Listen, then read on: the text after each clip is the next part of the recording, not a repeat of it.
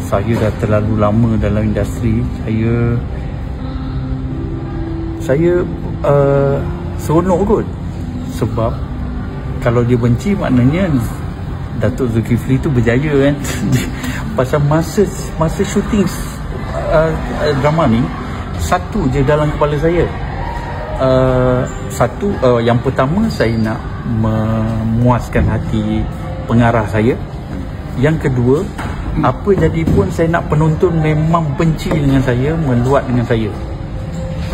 Itu benda yang nombor satu.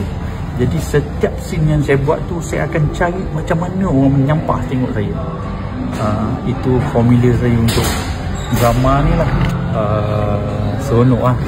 Walaupun ramai yang benci karakter tu kan.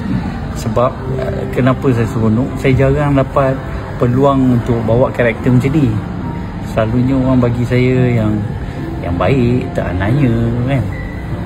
Tapi yang ini dia orang bagi saya buat benda yang lain.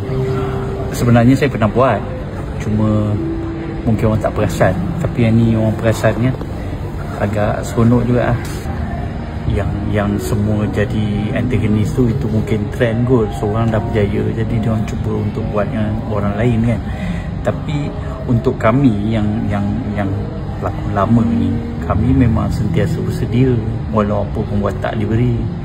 Jadi mungkin karakter kami tu menonjol disebabkan peluang kot. Peluang macam karakter saya agak dominan juga dalam cerita ni kan.